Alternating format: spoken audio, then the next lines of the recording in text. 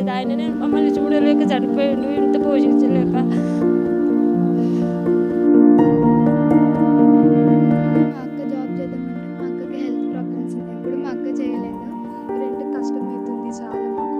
బతుకుదామన్నా గాని నాకు ఈ హెల్త్ ప్రాబ్లమ్ వల్ల పని చేసుకోలేకపోతున్నా.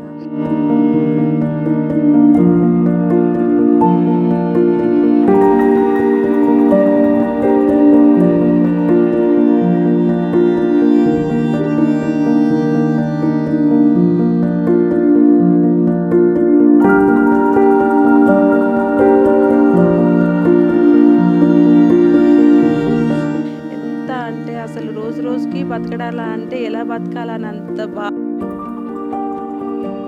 పొలిటికోస్ ప్రేక్షకులకు నమస్కారం. ప్రస్తుతం మనం గాజుల రామారం ప్రాంతంలో ఉన్నాం. ఇక్కడ మనం చూస్తూ ఉన్నాం పలు సమస్యలతో ప్రజలు ఉన్నారని చెప్పి వారు తెలియజేస్తూ ఉన్నారు. ఆ సమస్యలు ఏందో వారిని అడిగి తెలుసుకుందాం. నా పేరు భాగ్యలక్ష్మి. మేము ఉండేది గాజుల రామారం. అయితే నాకు ముగ్గురు పిల్లలు ఉన్నారు. ఇద్దరు ఆడపిల్లలు ఉన్నారు.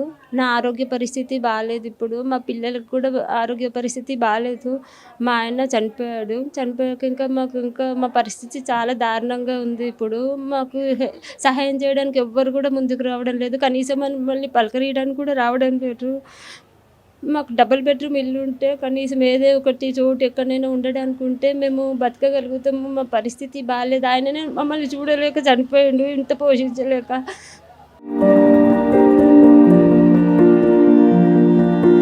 మా పరిస్థితి చాలా దారుణంగా ఉంది. అసలు ఎవ్వరు కూడా మమ్మల్ని అసలు సహాయం చేయడానికి కూడా ముందుకు రావడం లేరు. చుట్టాలలో ఎక్కడ చూడు మేము అసలు పలకరించే వాళ్ళు కూడా లేరు. మా పరిస్థితి బాలేదు అనేసి దయచేసి మాకు ఇల్లు ఇప్పించగలరు. మాకు డబల్ బెడ్రూమ్ ఇల్లు ఎక్కడైనా సరే ఒక చోట ఎక్కడైనా డబల్ బెడ్రూమ్ ఇల్లు ఇప్పిస్తే నేను నా పిల్లలు బతకగలుగుతాము ఎక్కడైనా సరే.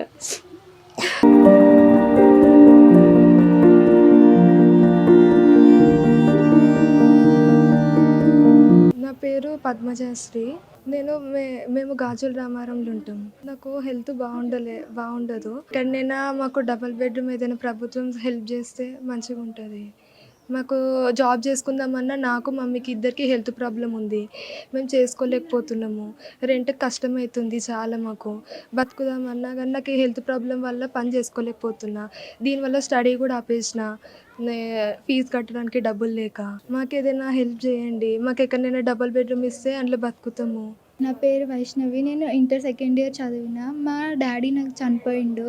అయితే ఇప్పుడు మాకు చాలా కష్టమవుతుంది మా డాడీ చనిపోయినాక. మా మమ్మీ ఒక్కతే మమ్మల్ని ఇప్పుడు చదివించాలన్నా ఏది చేయాలన్నా మా దగ్గర రెంట్ కట్టడానికి డబ్బులు లేక మా చదువు కూడా ఆపేశారు. నాకు ఒక తమ్ముడు ఒక అక్క, మేము ముగ్గురం అయిపోయినాము. మా అక్క జాబ్ చేద్దామంటే మా అక్కకి హెల్త్ ప్రాబ్లమ్స్ ఉన్నాయి. ఇప్పుడు మా అక్క చేయలేదు.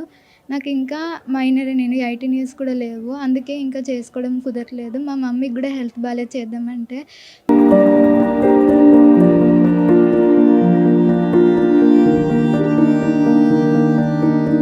మాకు కొంచెం ప్రభుత్వం డబుల్ బెడ్రూమ్ ఇప్పిస్తే మేము ఎట్లయినా సరే బతుకుతాము. దయచేసి మాకు డబుల్ బెడ్రూమ్ ఇప్పియండి. ఓకే, నమస్తే అండి. ఇక్కడ మా ఈ దేవేంద్ర నగర్ ఏరియా గాజురామ నివాసవాసులు వీళ్ళ హస్బెండ్ చనిపోయి ఇప్పుడు 1 ఇయర్ వస్తుంది. పిల్లలు బాగా చదువుకునే వాళ్ళు, కానీ వాళ్ళ ఆర్థిక పరిస్థితి బాగాలేక చదువులు కూడా ఆపేసింది. తనకు కూడా హెల్త్ ప్రాబ్లమ్స్ చాలా ఉన్నాయి. తను కూడా చేసుకోలేకపోతుంది.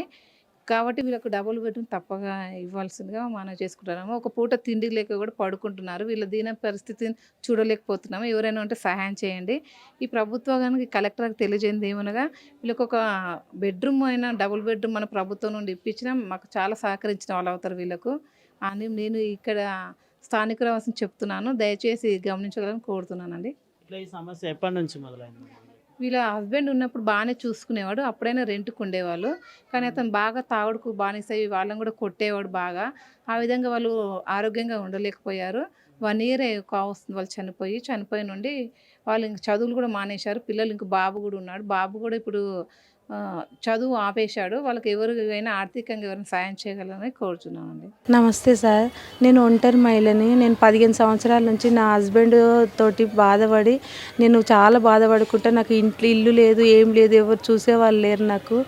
ఎట్లా అంటే ఇల్లు కిరాయి కూడా కట్టుకోలేక రోజు కూలి చేసుకోలేక చాలా ఇబ్బంది పడుతున్నాను. మీరు దయచేసి కలెక్టర్ గారు నాకు కొంచెం ఆసరా ఇప్పించగలరని, డబుల్ బెడ్రూమ్ ఇప్పించగలరని కోరుకుంటున్నాను. చాలా చాలా ఇబ్బందిగా ఉందండి. నేను బతకడానికంటే చాలా ఎంత అసలు రోజు రోజుకి బతకడాలా అంటే ఎలా బతకాలని అంత బాధేస్తున్నది నాకు. ప్రస్తుతం ఇప్పుడు ఎన్ని సంవత్సరాల నుంచి ఇక్కడ ఉంటున్నారు? నేను ఇప్పుడు 15 సంవత్సరాలు అవుతుందండి ఇక్కడ గాజుల రామారంలో ఉండబట్టి. కిరాయికుండా కిరాయికే ఉంటున్నాను. మీరు ఏం వర్క్ చేస్తుంటారు మరి? నేను ఇప్పుడు డైలీ వేర్గా పని చేస్తున్నాను. బాసలతో పని చేసుకుంటా బతుకుతున్నానండి. కానీ చాలా నన్ను కొంచెం ఆదుకోగలరని ప్రభుత్వానికి విన్నతి చేస్తున్నాను సార్ నేను. ప్రస్తుతం మనం చూస్తూ ఉన్నాం గాజుల రామారం ప్రాంతంలో మహిళల యొక్క ఆవేదనను వాళ్ళు వ్యక్తం చేస్తూ ఉన్నారు. రేకుల రూమ్లలో ఈ వర్షాలు వస్తే కూడా చాలా ఆ రేకుల రూమ్ల నుండి కూడా వర్షాల ద్వారా వాళ్ళ ఇళ్ళన్నీ కూడా నీటిమయం అవుతూ ఉన్నాయి. అయినప్పటికీ రెంటు తక్కువ అని చెప్పేసి మేము ఇక్కడ ఉంటున్నాము. అయినప్పటికీ రెంట్లు కట్టుకోలేని పరిస్థితుల ఆ రెంట్ కూడా మేము కట్టుకోలేనటువంటి పరిస్థితి మాకు ఎదురవుతూ ఉంది. ఆర్థికపరమైన ఆరోగ్యపరమైన అనేకమైనటువంటి సమస్యలు మమ్మల్ని వేధిస్తూ ఉన్నాయి. గత 20 సంవత్సరాలుగా మేము ఈ కిరాయి రూమ్లలో వండుకుంటా జీవనం సాగిస్తూ ఉన్నాం. మమ్మల్ని ఆదుకునే వారు ఎవరు లేరు. కనీసం ప్రభుత్వం మా గురించి ఆలోచన చేసి మాకు ఎక్కడైనా డబుల్ బెడ్రూమ్ ఇవ్వాలని చెప్పేసి ఆ మహిళలు కోరుతున్నారు. వారి కన్నీటి వేదనను వాళ్ళు తెలియజేస్తూ ఉన్నారు. అనేకమైనటువంటి సమస్యలు ఎన్నో రోజుల నుంచి మేము ఈ యొక్క ఇల్లు లేక అన్ని కిరాయి రూమ్లలో వండుకుంటూ అనేక సమస్యలు ఫేస్ చేస్తున్నాం. ఇప్పటికైనా ప్రభుత్వం మాపై ఆలోచన చేసి మాకు ఎక్కడైనా డబుల్ బెడ్రూమ్ ఇవ్వాలని చెప్పేసి వారు కోరుతూ ఉన్నారు. Video journalist Venkateswara, reporter Shyam Prasad. ఆయననే మమ్మల్ని చూడలేక చనిపోయాడు, ఇంత పోషించలేక. మా అక్క జాబ్ చేద్దామంటే మా అక్కకి హెల్త్ ప్రాబ్లమ్స్ ఉన్నాయి. ఇప్పుడు మా అక్క చేయలేదు. రెంట్ కష్టమవుతుంది చాలా మాకు. బతుకుదామన్నా కానీ నాకు ఈ హెల్త్ ప్రాబ్లం వల్ల పని చేసుకోలేకపోతున్నా.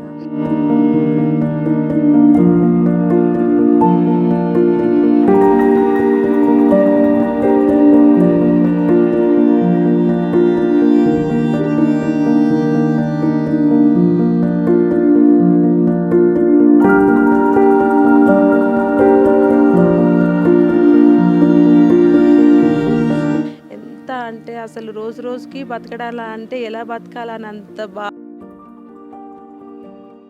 Please subscribe to the channel and download the Politicos app from the links in the description.